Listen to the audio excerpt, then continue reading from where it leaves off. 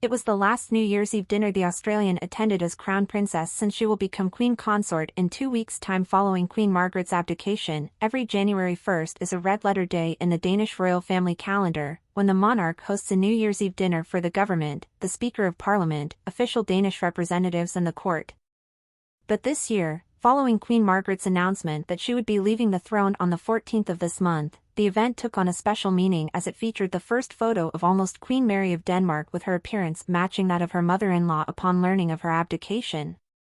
Thus, all attention was focused on this first image of the monarch, who has barely 2 weeks left to carry the title, and of course on the crown princes who will have to assume a new role on the aforementioned day 14.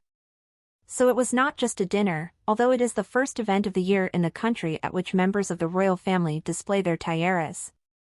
And if the quote was appropriate, Mary's gaze kept pace.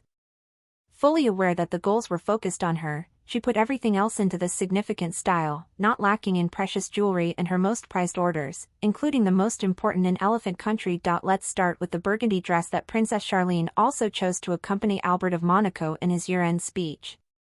An elegant, Christmassy tone, perfect for a date like the one that took place tonight at Christian VI's palace, the Amalienborg Palace. Making your choice, define in a certain way what will be the foundation of your royal closet, without giving up the sustainability that you always boast. And the design chosen by the future Danish queen consort is the creation of Birgit Hallstein, who also made a mark on national fashion. She debuted at a New Year's Eve dinner in 2005, and although it has been slightly modified in the neckline and with the addition of a belt, it has become her favorite piece of clothing for this must-have evening.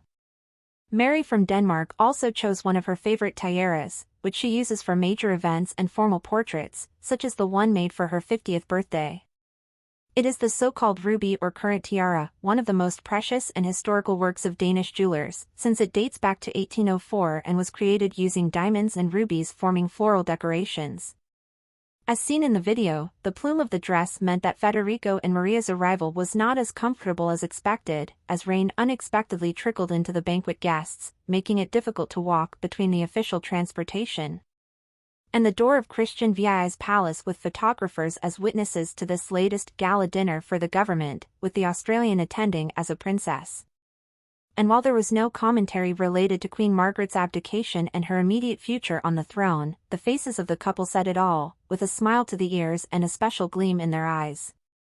The image was radically different from the one we saw just 2 months ago, when photos were published of Prince Federico with Genevieve Casanova in Madrid, at the reappearance in public, in which you could notice the tension.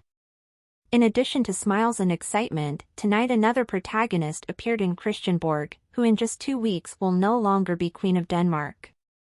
And she wanted to close the circle with her style too, as she chose a set consisting of an orange Nassau tiara with matching necklace and earrings. This was the first pair of crown jewels Margaret had worn, and she wanted it to be the last. The participation of Princes Joachim and Mary was also confirmed.